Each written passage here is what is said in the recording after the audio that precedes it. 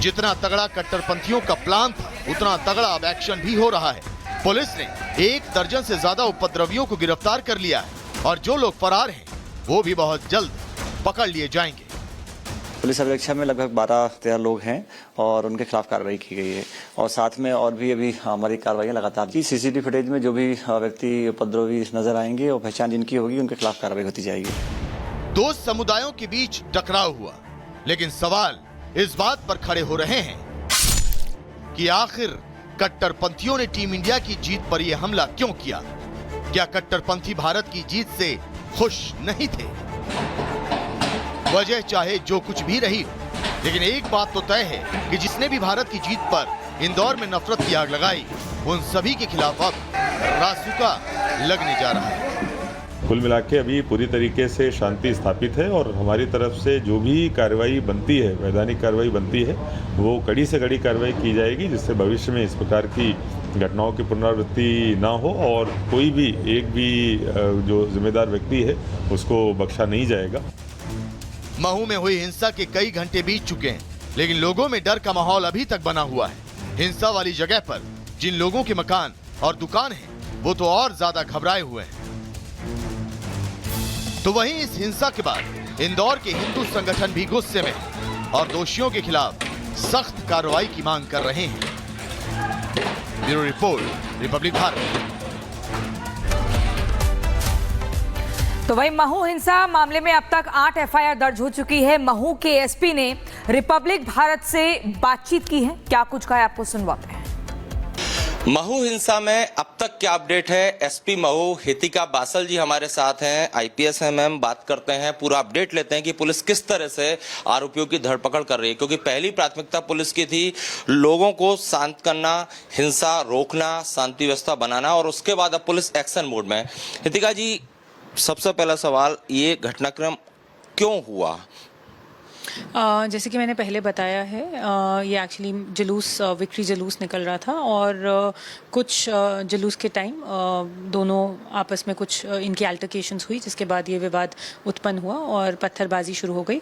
However police ने वहाँ पे पहुँचकर मौके पे काफ़ी कंट्रोल करने की कोशिश की और जैसे ही फोर्स ज़्यादा पहुंच गई थी तो हम लोग का सिचुएशन सारा कंट्रोल में आ गया था। परसों रात को 12 साढ़े 12 तक सिचुएशन पूरी अंडर कंट्रोल आ गई थी और अभी तक सारी जो स्थिति है वो नॉर्मल है। अच्छा, मुस्लिम पक्ष के अपने तर्क है, उनका कहना है कि मस्जिद में सुतली बम फेंका गया। हिंदू पक्ष का अपना तर्क है, उनका कहना है कि वो जुलूस निकाल रहे थे, भारत माता के नारे लगा रहे थे, जिसमें मुस्लिम पक्ष ने विरोध किया और पथराव किया। अभी तक की इन्वेस्टिगेशन में क्या निकल कर आया? दूध का दूध पानी का पानी हो पा रहा है कि क्या हकीकत है? इसमें सारी सीसीटीवी फुटेज कलेक्ट कर ली गई हैं, उनको सबको जांचा जा रहा है। Matter is under investigation. अच्छा, दूसरी तरफ बात करें तो कितने एफआईआर दर्ज कर लिए गए हैं, कितने नामजद आरोपी हैं और कितनों की अरेस्टिंग अब तक हो चुकी है? इसमें 8 एफआईआर अभी तक लेटेस्ट दर्ज हो चुकी हैं और जिसमें अराउंड 40 आरोपी हैं नामजद, अज्ञात आरोपी बाकी हैं। और इसमें जैसे कि मैंने पहले बताया कि सीसीटीवी फुटेज खंगाले जा रहे हैं और आरोपियों की संख्या बढ़ेगी और साथ में ही 13 आरोपियों की गिरफ्तारी हो चुकी है। पुलिस टीम्स लगातार सर्चिंग कर रही हैं, बाकी आरोपियों की भी गिरफ्तारी की जाएगी। अच्छा, सिर्फ आरोपों की बात है, ये पार्ट ऑफ इन्वेस्टिगेशन तो है ही, लेकिन लोग जो तमाम लोग हैं वो कह रहे हैं स्पॉट पर में पेट्रोल बम दिखा रहे हैं, वो ये कह रहे हैं कि पीएफआई और सिमी यहाँ एक्टिव है, पेपरों में दस्तावेजों में तो ये प्रतिबंधित है, लेकिन इन लोगों ने हवा दी पत्थरबाजों को। ऐसा कुछ साक्ष्य हमारे सामने अभी तक नहीं आया है और जैसे मैंने बोला है कि सारी सीसीटीवी फुटेज ऑलरेडी कलेक्ट कर ली गई हैं, इन्वेस्टिगेशन की जा रही है और जिन लोगों ने भी शांति भंग किया उन पर सख्त कार्रवाई होगी और ऐसी सख्त कार्रवाई की जाएगी कि आगे से महू में जो है शांति व्यवस्था हमेशा बनी रहे और कोई भी कभी शांति व्यवस्था को भंग करने का ना सोचे। और इसी बीच बड़ी खबर आपको बता दें, राज्यसभा में कांग्रेस अध्यक्ष मल्लिकार्जुन खड़गे के बयान पर हंगामा, पीठ से ठोकने वाले बयान को लेकर यहां हंगामा सीधे तौर पर देखा गया। खड़गे के बयान पर उपसभापति ने आपत्ति जताई है। ऐसी भाषा का इस्तेमाल करना बेहद दुख की बात है। जेपी नड्डा की ओर से सवाल किए गए।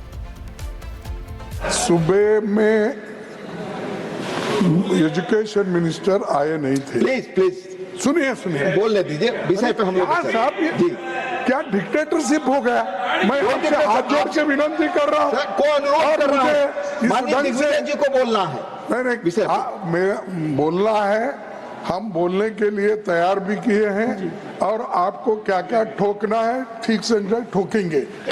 लेकिन सर आप बहस आपस में करेंगे।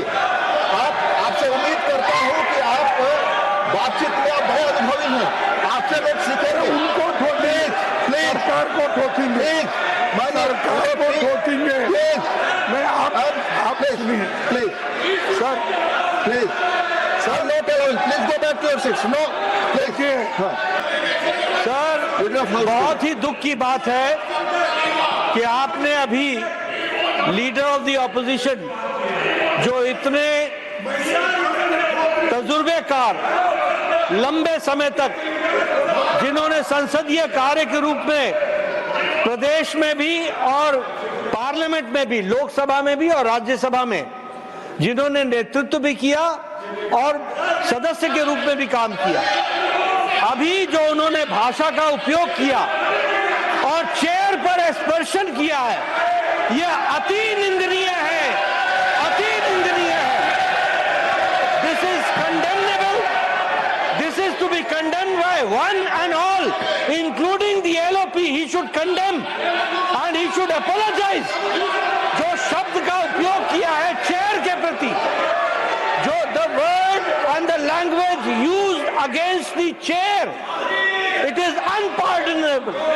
वो अस्वीकार्य है और वो माफी योग्य नहीं है। फिर भी एलओपी को माफी मांगनी चाहिए और बताना चाहिए, अपने शब्दों को वापस लेना चाहिए, नहीं तो उसको एक्सपंज करना चाहिए। और इसी बीच एक और बड़ी खबर आपको बता देते हैं। मिथिला में माता सीता का भव्य मंदिर बनेगा। गृह मंत्री ने बड़ा ऐलान किया गया है। राम मंदिर की तरह ही सीता माता का भव्य मंदिर यहां पर बनाया जाएगा मिथिला में। ये बड़ी बात गृह मंत्री अमित शाह की ओर से कही गई है कि जिस तरीके से राम मंदिर बना, वैसे ही सीता माता का मंदिर बनेगा।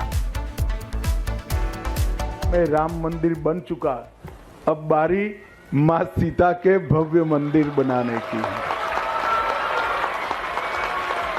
और आज मैं मिथिलांचल वासियों के कार्यक्रम में कहकर जाता हूं कि आने वाले समय में एक भव्य मंदिर जो दुनिया भर की मातृशक्ति को संदेश देगा कि जीवन कैसा होना चाहिए, जीवन हर तरीके से आदर्श होना चाहिए, इसका संदेश देने का काम मां जानकी का ये मंदिर करेगा।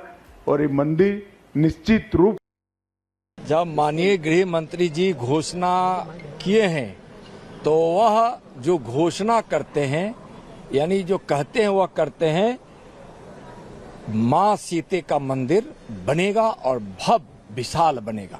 बोर्ड के लिए सिर्फ तुष्टिकरण कर रहे हैं और सीता मैया के भव्य मंदिर का निर्माण होने की जो उद्घोषणा हुई है उसका विरोध कर रहे हैं।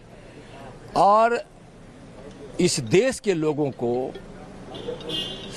राम सीता भी चाहिए, रोटी रोजगार भी चाहिए, और यह सब मोदी सरकार दे रही है।